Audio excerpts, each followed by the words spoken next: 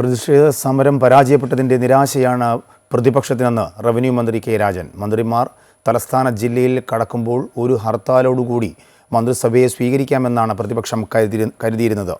അതിനു വേണ്ടിയിട്ടാണ് കഴിഞ്ഞ ദിവസം സെക്രട്ടേറിയറ്റ് നടയിൽ പോലീസുകാരെ യൂത്ത് കോൺഗ്രസുകാർ തല്ലി ചതച്ചത്. പോലീസ് ഏതെങ്കിലും വിഷയത്തിൽ തിരിച്ചടിച്ചിരുന്നുവെങ്കിൽ അതിൻ്റെ പേരിൽ ഒരു ഹർത്താൽ നടത്താനായിരുന്നു പ്രതിപക്ഷം തീരുമാനിച്ചിരുന്നതെന്നും അദ്ദേഹം പറഞ്ഞു. പക്ഷേ പ്രതിപക്ഷത്തിൻ്റെയും ഒരു ഭാഗത്ത് പ്രതിപക്ഷം മറ്റൊരു ഭാഗത്ത് ഗവർണറുമായി നിൽക്കുന്ന പ്രതിഷേധങ്ങളൊക്കെയാണല്ലോ കൂടുതലായി ഹൈലൈറ്റ് ചെയ്യുന്നൊരു വിഷയം. ഏറ്റവും ഒടുവിൽ ഇന്നലെ നമ്മൾ ഈ പ്രതിപക്ഷ നേതാവും അല്ലെങ്കിൽ യൂത്ത് കോൺഗ്രസിൻ്റെയൊക്കെ ഒരു സമര പ്രകടനം, അതൊരു പ്രതിഷേധ പ്രകടനമൊക്കെ വലിയ രീതിയിൽ അതൊരു അക്രമാസക്തമാകുന്ന രീതിയിൽ കണ്ടു. പ്രതിപക്ഷ നേതാവിനെതിരെ ഒന്നാം പ്രതിയാക്കി FIR ഇടുന്നൊരവസ്ഥയിലേക്കൊക്കെ എത്തിയിരിക്കുകയാണ് പ്രതിഷേധം. പ്രതിപക്ഷത്തിൻ്റെ ഇപ്പോഴത്തെ അഭിപ്രായം പ്രതീക്ഷിച്ചതുപോലെ പോലീസ് ആക്രമിച്ചില്ല എന്നുള്ളതാണ്. പ്രതിപക്ഷത്തിന് ചില പ്രതീക്ഷകളുണ്ടായിരുന്നു. അത് ആദ്യ ദിവസം മുതൽ ആരംഭിച്ചാണ്, നവംബർ 18 മുതൽ. അത് ബസ് മുതൽ ആരംഭിച്ച് ഇപ്പോൾ തലസ്ഥാനത്ത് ഈ ജാഥ എത്തിച്ചേരുമ്പോൾ വലിയ കലാപം ഉണ്ടാക്കാനുള്ള ശ്രമം വരെ യഥാർത്ഥത്തിൽ കേരളത്തിലെ ജനാധിപത്യത്തിന് മുമ്പിൽ പരാജയപ്പെട്ട അനുഭവമാണ് യഥാർത്ഥത്തിൽ ഉണ്ടായിട്ടുള്ളത്. അപ്പോൾ പ്രതിപക്ഷത്തിൻ്റെ ബഹിഷ്കരണം എന്താണെന്നുള്ള ചോദ്യത്തിന് ഇതുവരെ ഉത്തരം ഉണ്ടായിട്ടില്ല. ബഹുമാനപ്പെട്ട മുഖ്യമന്ത്രി നവകേരള സദസ്സിൻ്റെ തുടക്കം മുതൽ ഇന്നലെ വരെ പറഞ്ഞൊരു കാര്യം, പ്രതിപക്ഷത്തിന് ഇനിയും ആലോചിക്കാം. ഈ യാത്ര അല്ലെങ്കിൽ ഈ സദസ്സ് ഏതെങ്കിലും ഒരു പക്ഷത്തിനോ മുന്നണിക്കോ വേണ്ടിയല്ല, കേരളത്തിന് പൊതുവെ വേണ്ടിയാണ്. 7.5 വർഷത്തിനിടയിൽ 1,07,532 കോടി രൂപ കേരളത്തിന് അർഹമായ വിഹിതം തടഞ്ഞു വെച്ച് കേരളത്തെ ആക്രമിക്കാൻ ശ്രമിക്കുന്ന കേന്ദ്ര ഗവൺമെൻറ്റിൻ്റെ ജനാധിപത്യ വിരുദ്ധമായ നയത്തിനെതിരെ കേരളം ഉയർത്തെഴുന്നേറ്റൊരു സമരത്തിലേക്ക് പോവുകയാണ്. അതിലേത് കാര്യത്തിലാണ് പ്രതിപക്ഷത്തിൻ്റെ അഭിപ്രായ വ്യത്യാസം? ഇന്നലെ യൂത്ത് കോൺഗ്രസിൻ്റെ സംസ്ഥാന പ്രസിഡന്റിൻ്റെയും പ്രതിപക്ഷ നേതാവിൻ്റെയും പ്രസംഗം ഞങ്ങൾ കേട്ടു. അതിൽ പറഞ്ഞ കാര്യം എന്താ? സാമൂഹിക ക്ഷേമ പെൻഷൻ കൊടുക്കാൻ പറ്റുന്നില്ല, KSRTCക്ക് ശമ്പളം കൊടുക്കാൻ പറ്റുന്നില്ല, നെല്ലിൻ്റെ വില കൊടുക്കാൻ പറ്റുന്നില്ല. ഇതിൻ്റെ അടിസ്ഥാന കാരണം തേടിയാണ് ഈ യാത്ര. ഇതിൻ്റെ അടിസ്ഥാന കാരണം കേരളത്തിന് ലഭ്യമാകേണ്ട ആ ഘട്ടത്തിലെ വിഹിതം തരാതെ തടഞ്ഞു വച്ചിരിക്കുന്ന കേന്ദ്ര ഗവൺമെൻറ് ആ വിഹിതം തരാനുള്ള ഇപ്പോൾ ഈ ഗവൺമെൻറ്റിലെ 57,632 കോടി രൂപ തരാനുള്ളതിൽ പകുതിയെങ്കിലും തന്നാൽ ഈ പ്രശ്നം പരിഹരിക്കാൻ പറ്റും. 64 വരെ കേരളം നടത്തിയ സ്റ്റാറ്റ്യൂട്ടറി റേഷന് വേണ്ടിയിട്ടുള്ള ഒരു സമരം പോലെ കേരളത്തിന് ജനസമക്ഷം അവതരിപ്പിക്കാൻ പോകുന്ന ഒരു സമരത്തെ ബഹിഷ്കരിക്കാനുള്ള കാരണം എന്താണെന്ന് നാളെ വ്യക്തമാക്കേണ്ടി വരും കേരളത്തിന് മുമ്പിൽ. അപ്പോഴാണ് പ്രതിപക്ഷം പതറാൻ പോകുന്നത്. ഞങ്ങൾ എല്ലാവരെയും ഉൾക്കൊള്ളാൻ കഴിയുന്ന പൂർണ്ണമായും ഇൻക്ലൂസീവായിട്ടുള്ള ഒരു ജനകീയ മുന്നണിയെക്കുറിച്ചാണ് ആലോചിക്കുന്നത്. അക്കാര്യത്തിൽ ഗവൺമെൻറ്റിന് ഒരു തടസ്സമില്ല. പക്ഷേ ബഹിഷ്കരണ വാദം ഉന്നയിച്ചവർ കാരണം ബോധ്യപ്പെടുത്തേണ്ടി വരുമെന്നുള്ളതായിരിക്കും നാളെ നടക്കാൻ പോകുന്ന കാര്യം. ഈ കോൺഗ്രസിന്റെ സ്വാഭാവികമായ പ്രതിഷേധ പ്രകടനങ്ങളാണ്. ഈ പ്രതിഷേധ സമരങ്ങളെ ഈ രീതിയിലാണ് പോലീസിനെ കൊണ്ട് തല്ലി ചതക്കേണ്ടതെന്നാണ് പ്രതിപക്ഷം ഉന്നയിക്കുന്നത്. എത്ര സമരങ്ങൾ, എത്രയിടത്ത് മർദ്ദനം നോക്കിയാൽ മനസ്സിലാക്കാൻ കഴിയും. ഞങ്ങളെല്ലാവരും വിദ്യാർത്ഥി നേതാക്കളാണല്ലോ, നിങ്ങൾക്ക് എല്ലാവർക്കും അറിയാവുന്നതാണല്ലോ. ഞങ്ങൾ വിദ്യാർത്ഥി നേതാക്കളായിരുന്നു, യുവജന നേതാക്കളായിരുന്നു. ക്രൂരമായ മർദ്ദനങ്ങൾ ഏറ്റുവാങ്ങിയിട്ടുണ്ട്. അതിൻ്റെ അർത്ഥം ഇനിയും ക്രൂരമായ മർദ്ദനം ഉണ്ടാകണം എന്നല്ല, ജനാധിപത്യ സമരങ്ങളെ തല്ലിച്ചതയ്ക്കണം എന്ന അഭിപ്രായം സർക്കാരിനില്ല. സർക്കാരിന് ഒരു കാരണവശാലും അങ്ങനെ കൂട്ടായ അഭിപ്രായമില്ല. പിന്നെ ചില ഘട്ടങ്ങളിൽ സമരങ്ങൾ അക്രമാസക്തമാവുകയും ആ വിധത്തിലുള്ള ഒളിപ്പോരാവുകയും ചെയ്താൽ ചിലപ്പോൾ ചില ഘട്ടങ്ങളിൽ ഉണ്ടാകാൻ സാധ്യതകൾ ചില വിഷയങ്ങൾ ഉണ്ടായിട്ടുണ്ട്. അതിൻ്റെ ഏറ്റക്കുറച്ചിലൊക്കെ നമുക്ക് ചർച്ച ചെയ്യാവുന്നതാണ്. ഞങ്ങളുടെ ചോദ്യം ഇതാണ്, സർക്കാർ പരസ്യമായി പ്രതിപക്ഷത്തിനോട് നമുക്കൊരു കൂട്ടായ ചർച്ചയാകാം, അവിടെ ഇതെല്ലാം ഉന്നയിക്കാമല്ലോ. സർക്കാരിന് മുമ്പാകെ അവതരിപ്പിക്കുന്ന കുറ്റപത്രം മുതൽ ഈ ആക്രമണം വരെയുള്ള ഏത് കാര്യവും അവതരിപ്പിക്കാം. നമുക്കൊരു കൂട്ടായ ചർച്ചയാകാം. ഞങ്ങൾക്ക് അങ്ങോട്ടും നിങ്ങൾക്ക് ഇങ്ങോട്ടും പറയാനുള്ള കാര്യങ്ങൾ നമുക്ക് പറയാം. പക്ഷേ ഒറ്റ കാര്യം, കേരളത്തെ കഴുത്തിനെരിച്ചു കൊല്ലാനുള്ള ശ്രമത്തിനെതിരായി നമുക്കൊരു കൂട്ടായ മുന്നേറ്റം ഉണ്ടാകണം. ഈ കാര്യത്തിനോട് എന്തായിരുന്നു പ്രതിപക്ഷത്തിൻ്റെ അഭിപ്രായം?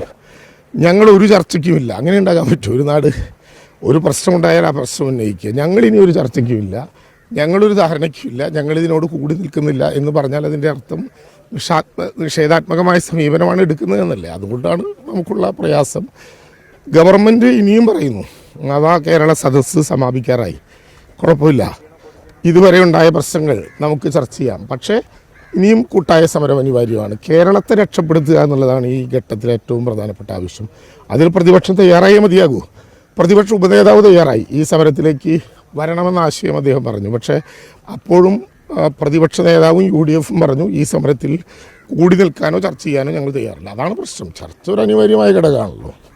പ്രതിപക്ഷം ഒരുപക്ഷെ കേന്ദ്രത്തിനെതിരെ അല്ലെങ്കിൽ കേന്ദ്രം കേരളത്തോട് കാട്ടുന്ന ഈ സാമ്പത്തിക വിവേചനത്തിനെതിരെ പാർലമെന്റിലെ എംപിമാരൊക്കെ ഈ വിശദീകരണം ചെയ്തു അല്ലെങ്കിൽ ബില്ല് എന്നായിരുന്നു അത്? ആ രീതിയിൽ അല്ല, എന്നായിരുന്നു അത്? ആ രീതിയിൽ ഞാൻ ചോദിക്കുന്നത് അമൃതയാണല്ലോ, നമുക്ക് ഉത്തരവാദിത്തമുള്ളൊരു മാധ്യമ പ്രവർത്തകയാണല്ലോ.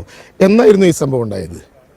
കേന്ദ്രത്തിൽ കേരളത്തിനോടുള്ള അനീതിക്കെതിരായിട്ട് UDF നടത്തിയ പ്രതിഷേധമോ പ്രകടനമോ എന്നായിരുന്നു.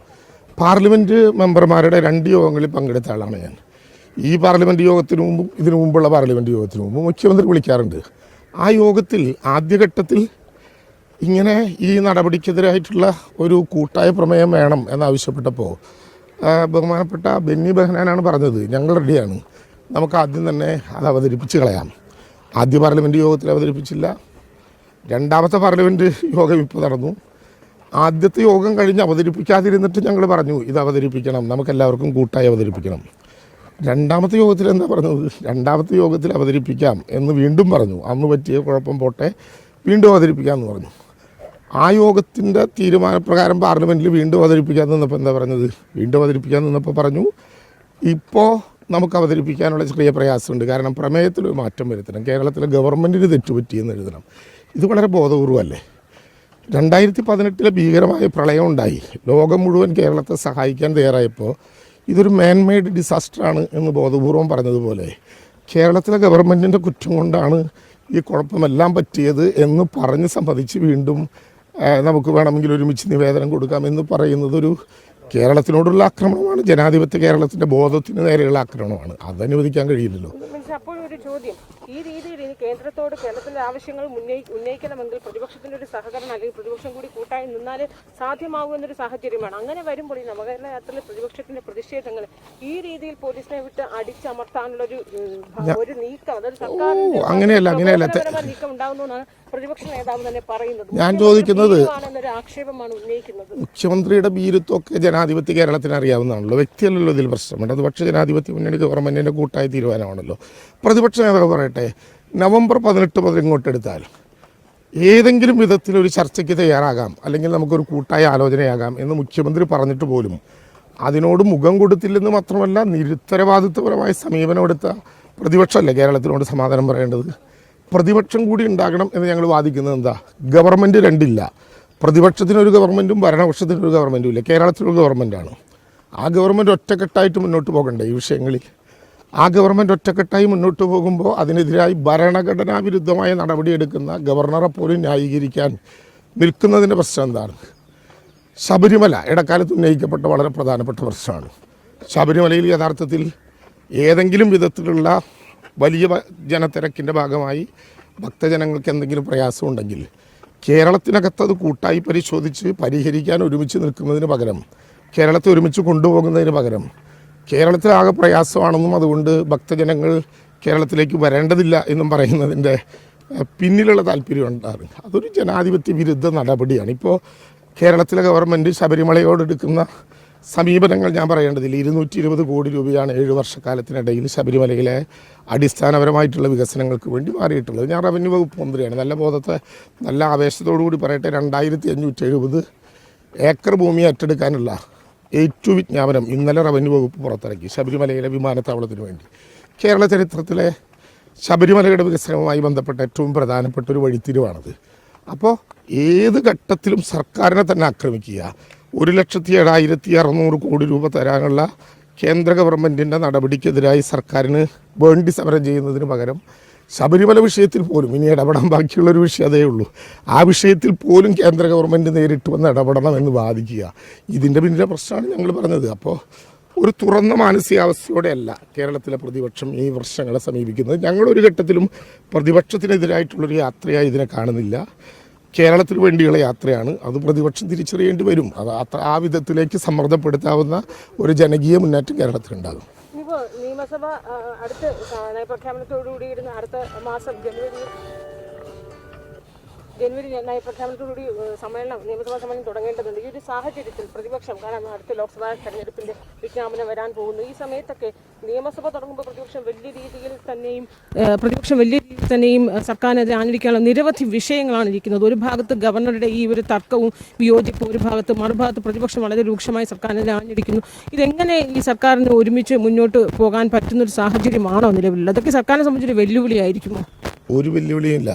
കേരളത്തിൻ്റെ നിയമസഭയോട് എന്തെങ്കിലും വിധത്തിലുള്ള ഒരു മാന്യത പ്രതിപക്ഷം കാണിക്കുന്നുണ്ടോ എന്നാണ് എൻ്റെ ചോദ്യം.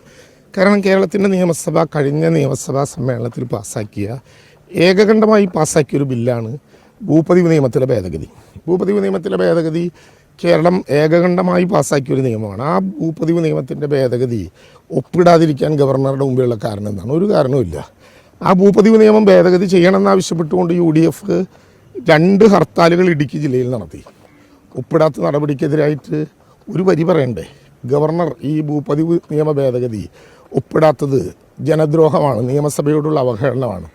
പറയാൻ തയ്യാറായില്ലല്ലോ. കേരളത്തിലെ ഭൂപതിവ് നിയമം കഴിഞ്ഞാൽ അതുപോലെ തന്നെ ശ്രദ്ധേയമായി വന്നതാണ് ഭൂമി തരം മാറ്റവുമായി ബന്ധപ്പെട്ട പ്രശ്നങ്ങൾ പരിഹരിക്കാൻ 27 RDOമാർ എന്നുള്ളത് 69 ഡെപ്യൂട്ടി കളക്ടറാക്കാനുള്ള ഭേദഗതി ഒപ്പിട്ടു. ഏകകണ്ഠമായി പാസ്സാക്കി. ഒപ്പിട്ടില്ല ഗവർണർ.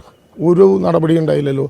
നിയമസഭയെ ഒരു ജനാധിപത്യ കേന്ദ്രത്തിൻ്റെ ബോധിയെ ആ വിധത്തിൽ ഗവൺമെൻറ് കാണുന്നില്ല, അല്ലെങ്കിൽ പ്രതിപക്ഷം കാണുന്നില്ല എന്നുള്ളതിൻ്റെ വളരെ പ്രധാനപ്പെട്ട തെളിവുകളാണിത്.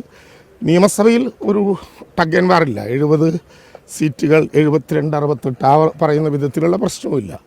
കേരളത്തിൽ വലിയ ഭൂരിപക്ഷത്തോടു കൂടിയാണ് ഈ ഗവൺമെൻറ് മുന്നോട്ട് പോകുന്നത്. പക്ഷേ നിയമസഭയെ ഞങ്ങൾ ബഹുമാനിക്കുമ്പോൾ കൂട്ടായ അഭിപ്രായ പ്രകടനം ഉണ്ടാകണം എന്ന പക്ഷം തന്നെയാണ് ഞങ്ങൾ. അതുകൊണ്ട് വീണ്ടും ഞങ്ങൾ അഭ്യർത്ഥിക്കുകയാണ് കേരളത്തിൻ്റെ പ്രതിപക്ഷത്തിനോട്, കേന്ദ്ര ഗവൺമെൻറ്റിൻ്റെ ജനവിരുദ്ധമായ നടപടിക്കെതിരെ 3.5 കോടി വരുന്ന മലയാളിയുടെ നാവും ശബ്ദവുമായി മാറാൻ ഒരുമിച്ച് നമുക്ക് നിൽക്കണം.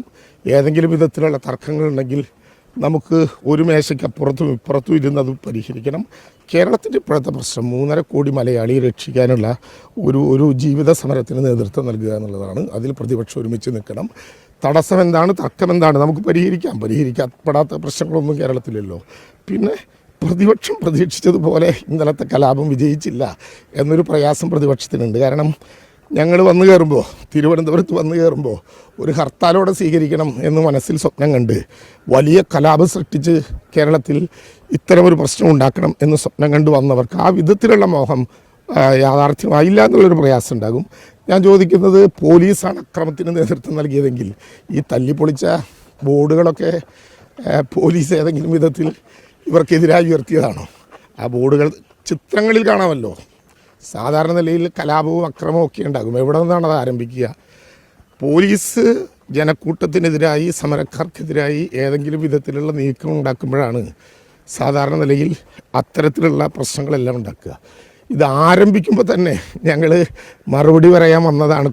കൊടുത്താൽ കൊല്ലത്തും കിട്ടും എന്നൊക്കെ പറഞ്ഞ് ഈ തരത്തിലുള്ള പ്രശ്നങ്ങൾ ആരംഭിച്ചത് പ്രതിപക്ഷത്തിൻ്റെ ഭാഗത്തു നിന്നാണ്. അതിനെ ജനാധിപത്യ കേരളം വൃത്തിയോടെ നോക്കി കാണും. അതിനാവശ്യമായ പ്രതികരണം അതിലുണ്ടാകും. എന്തായാലും നവകേരള യാത്ര എന്താണോ ഉദ്ദേശിക്കുന്നത് ആ ലക്ഷ്യങ്ങളൊക്കെ നടക്കട്ടെ എന്ന് ആശംസിക്കുന്നു. നന്ദി മിനിസ്റ്റർ, നന്ദി.